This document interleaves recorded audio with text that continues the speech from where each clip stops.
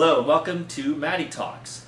I'm Matt Frawley, the Director of Student Life at Mathey College, and for our inaugural show, what better guest to have than our Director of Studies, Dr. Rebekah Massengill. So thank you very much for coming. Thank you, it's quite an honor. So Director of Studies, what is that? Right. So the Director of Studies, first of all, I believe is one of the best jobs on campus. I feel very fortunate to get to be the Director of Studies at Mathey. So the core of my job really has to do with supervising the academic progress of freshmen. So that includes everything from recruiting, training, and supervising the faculty advisors for students in the AB program, to meeting with students to talk about things that are going on in their classes, potential concentrations they might want to pursue. You know, if students find themselves with a particular challenge or difficulty in a class, I'm often the person they might talk to first to think about how they could go about getting assistance for that.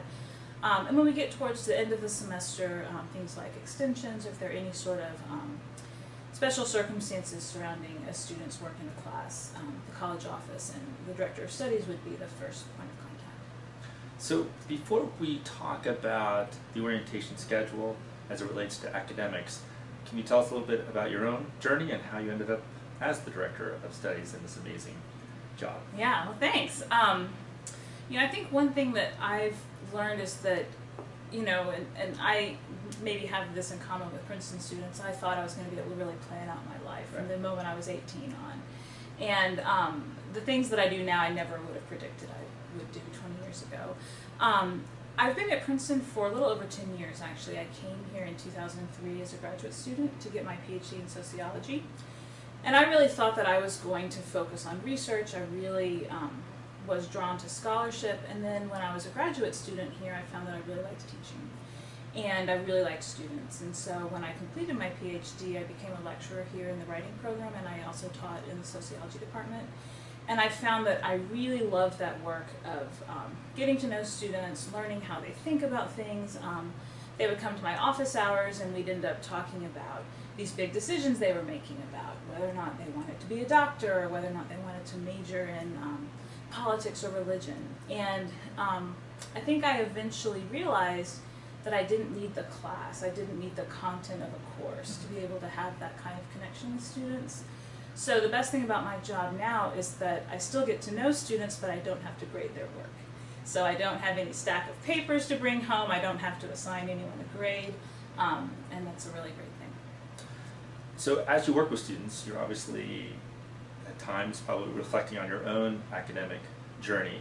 So can you tell us about your time at Davidson, right? Where you went to undergraduate, you did your undergraduate work. Can you tell us maybe about some of the better choices you made and maybe some of the not so great or missed opportunity that you experienced while at Davidson? Sure. First of all, I think, and I often say this to students, that we make all decisions in life with incomplete information, right? So we all have to make decisions with the best information we have at the time, and so we all have some regrets or look back with missed opportunities. And sometimes I think that's reassuring for students who are very worried about making a bad choice, you know. So when I think back on my own experience in college, one thing that I think I did well was that I really explored in a liberal arts curriculum. So the college I went to was much smaller than Princeton, but was like Princeton in that it was really a liberal arts kind of core, and that was the expectation of the way that students would move through their progress to the degree. And so I took a long time to decide what I wanted to major in and explored a couple of different departments. I was almost an English major, but I ended up in political science. And I think as a result of that, I took a really wide array of classes. And I'm really grateful for that I was able to really explore intellectually as a college student. I think one thing that I regret is that I did not study abroad. And at the time, I had good reasons for that, and one of them was that I wanted to be the equivalent of an RCA, and I'd had really terrific RCAs when I was a freshman and really wanted to have the opportunity to help other students in that way. So I had a great experience doing that my junior year, but it meant that I didn't study abroad. And in retrospect, I think I probably should have looked a little bit harder to find opportunities to maybe do that in the summer or to maybe even do that senior year, but of course I was very worried about missing out. You know, FOMO, we have an acronym for it now, right? Mm-hmm. That there would be something really great that would happen on campus and I would miss it. So I think one great thing for Princeton students is that there are so many opportunities to have a meaningful experience abroad here. So I would hope that students would really look into those. So your junior year, you were the equivalent of an RCA. What was it called again? The Hall counselor. Hall counselor. Yeah. So do you think Maddie would have hired you as an RCA? I hope so. I don't know. You run a tight ship here, though. All right. So okay, now looking at the students you are working with, particularly the freshmen, what are some of the common misconceptions, unfounded fears, and maybe not so great choices you've seen?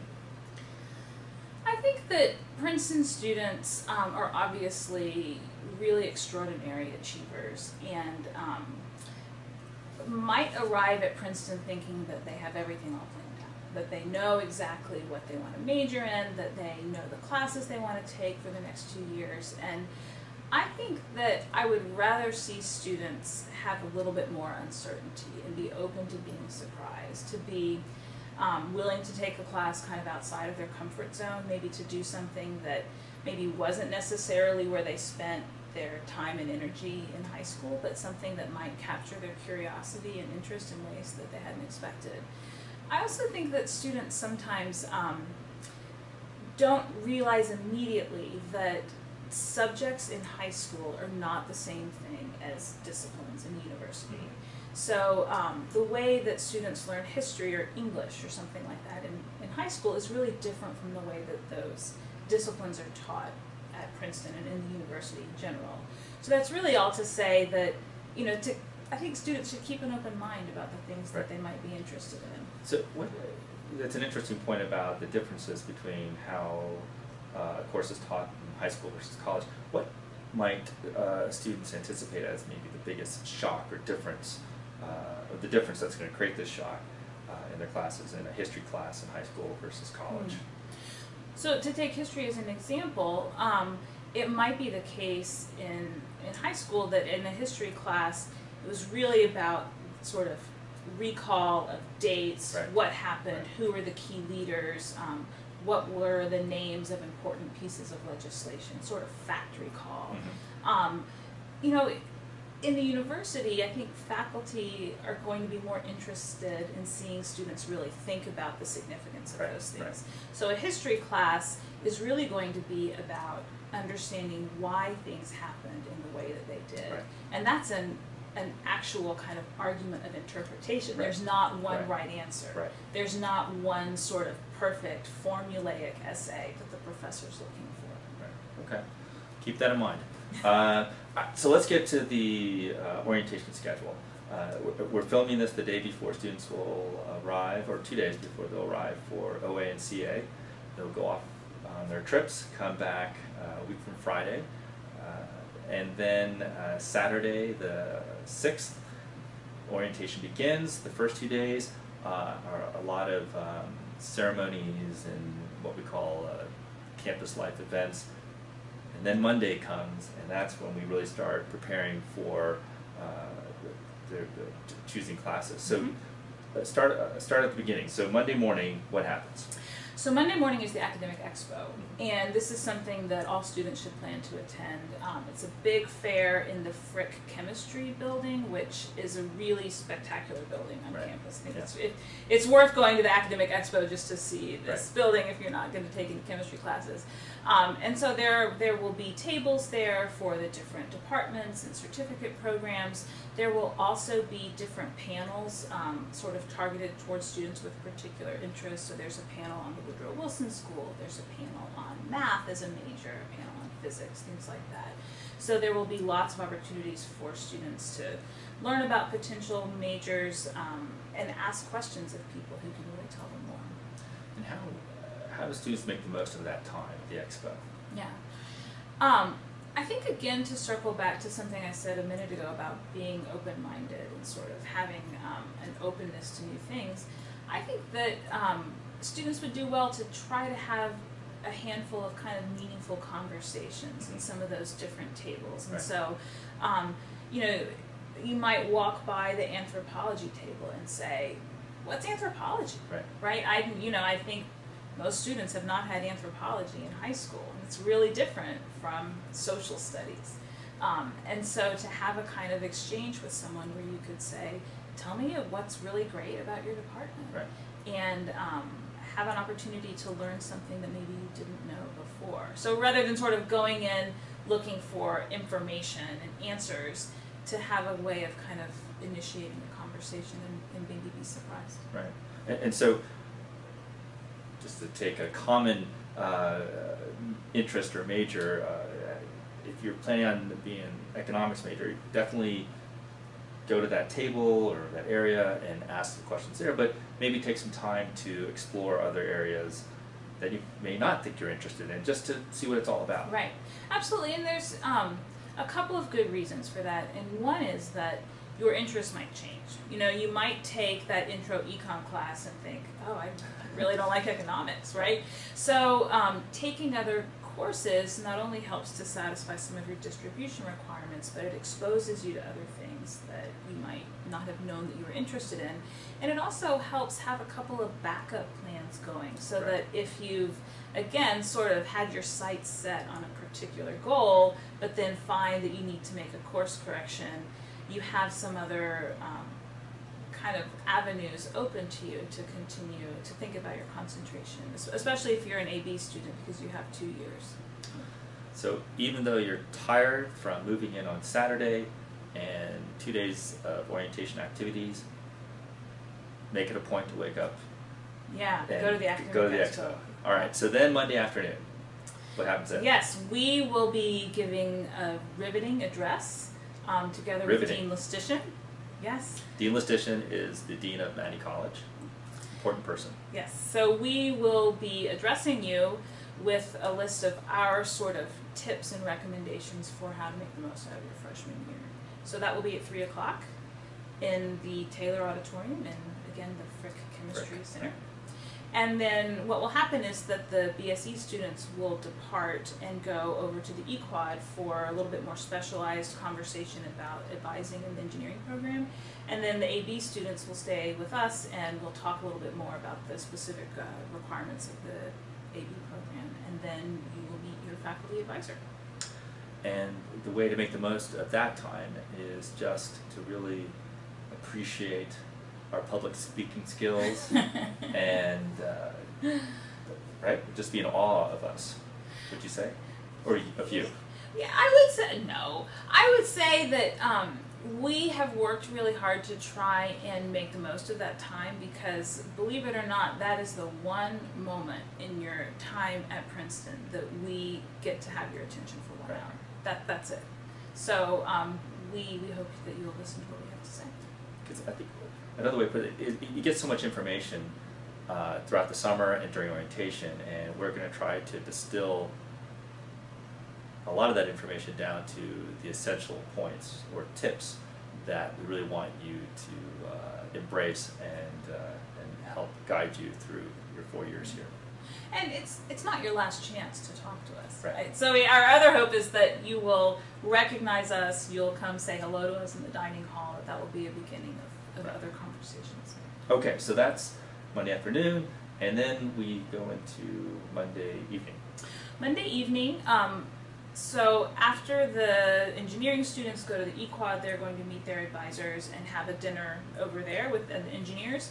The AB students will come back to the dining hall here at Mathey after having kind of a very informal group meeting with your faculty advisor.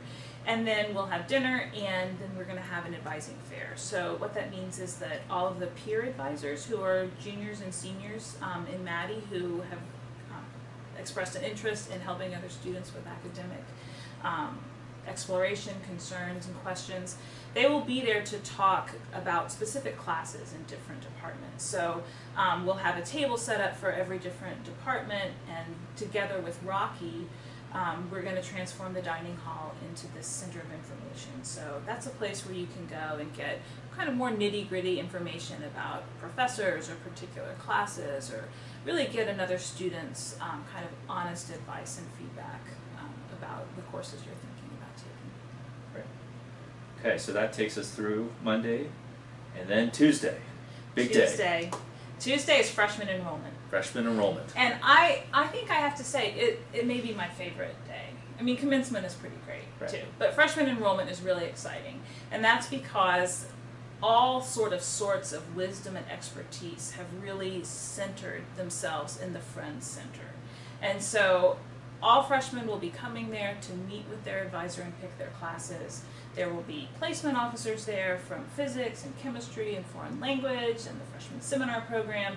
So every question that you might have, there will be someone there who has the expertise to answer it. And how does a student best prepare for that time with their academic advisor? Right. When they're filling out their course schedule? Right. So a couple of things, and one is very nuts and bolts, that when you receive an email that tells you the name of your faculty advisor, you will also be prompted to complete what we call the academic planning form. That's the APF. And this is not a binding document. It's simply a way to help facilitate a productive conversation with your advisor. And so this will ask you to list 3 concentrations that you're considering. Again, no one knows their major when they enter Princeton. Right. So these are possibilities, and it will also prompt you to enter some actual courses that you're thinking about taking for the fall. So you definitely need to complete that form before you meet with your advisor. And just to be clear, the way to say it is APF, right? No one says academic planning form. Or if you say academic planning form, does that really show that you're a freshman? You Do you know what I mean? have to say, I don't know. Just to get the lingo down, the idioms? It took me a while to get the lingo down here. Right. Yeah, so I thought for a while that Otis was a person. So, but it'd be cool in the Friends Center that day to walk around saying, hey, did my APF. People think, I don't know if that'd be that cool. That student's got it going on. Well, you won't actually have it because it's an electronic form. So yeah, that shows that I'm totally out of it. Well, I'm not there, so. That's right. Thankfully. Unfortunately, Matt Frawley won't be there. That's the one flaw with freshman enrollment. So definitely complete your academic planning form, or the APF. And second, you have to look through the course offerings if you haven't done so already. Go to the registrar's website, look at the classes that are offered, make a note of classes that you might be interested in but look like they're full, or classes that look like they have a lot of space in them that you might be interested in putting in your course queue. Just because a class is full doesn't mean that you wouldn't be able to perhaps get into that class later on in the drop-out period. And so I think you want to go into that conversation with your advisor really prepared by just having done some thinking and looking at the actual course offerings that are available in the fall, and thinking also about what's really important to you this freshman fall. What are the things that you want to be able to say that you learned and read and thought about at the end of that first term? So I'm in the Friends Center. I just had my meeting with my academic advisor, but I still got some questions. I'm not sure. What do I do?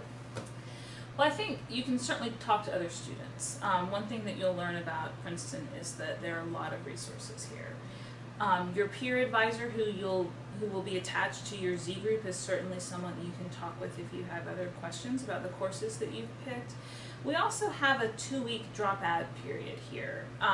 So Princeton's semester is actually very compressed. 12 weeks is actually a very short semester for a college program. So the first 2 weeks are the time to make any course changes. After that, it's really not possible to add a class. You can drop a course later on in the semester, but you can't add a class. So what we recommend is that you leave your meeting with your advisor enrolled in the courses that you think at that point that you're going to be taking for the fall, but you can still shop an additional course. And so what that means is that, for instance, you might have found a class that you're really interested in, but it's full. You could still go to that class, go to the first lecture, talk to the professor. There might be instances where a professor would let you into the class. Again, enrollment is going to fluctuate as sophomores, juniors, and seniors also make course changes. So there's no guarantee, but it's certainly possible that you might be able to get into a class that looks full. So you could visit that class, go to the precepts if the professor would allow it, and try and stay up with the work, because to add a class, to try to get into a class at the end of that 2-week period that you haven't been attending, really kind of puts you in a difficult spot that you're trying to catch up on, 1/6 of the semester. Great. So, well, I think you're all set, right? Smooth sailing for their freshman fall semester. No, the only thing I was going to add is that, there are possible ways to sort of tweak a course placement if you find yourself in a class that feels like it's a little bit too difficult. Okay. Right. So there's sort of two different things, and one might be if you find yourself in a class where you think, this isn't really what I thought it was going to be, I'm not that interested in this. That's a case where maybe you would want to be shopping another class that maybe you can transfer to. If you find yourself in a course, particularly in math or foreign language, that feels like it is moving too quickly for you, you have the opportunity to really re-examine that placement at the end of the first week of classes that Friday. And so what we like to see students do is to enroll in, if you're maybe trying to decide between two different math placements, to maybe enroll in the one that's a little bit more challenging. And then if you find that it's moving too quickly for you, then you can drop down to the lower class. And the same thing with foreign language. So that's a case where you really want to be in touch with your academic advisor, you want to be in touch with me, and we can point you to the people who can help you make a decision about whether or not that's the right thing for you. Excellent. Okay, so before we wrap up, is there one last bit of advice, anything you want to say for students as they prepare for their time here? I think I would like to see Princeton students really just love their classes and enjoy them for the sake of learning. And I realize it's easy for me to say that because I don't have to get grades anymore, right? But you chose to come to Princeton for many reasons, but I'm sure that one of them was you really were so excited about the kind of education that you could receive here. And now I'm much younger than Matt is. I'm not really that much younger, but college was a long time ago for us. Do you remember any of the grades you got in college? I do.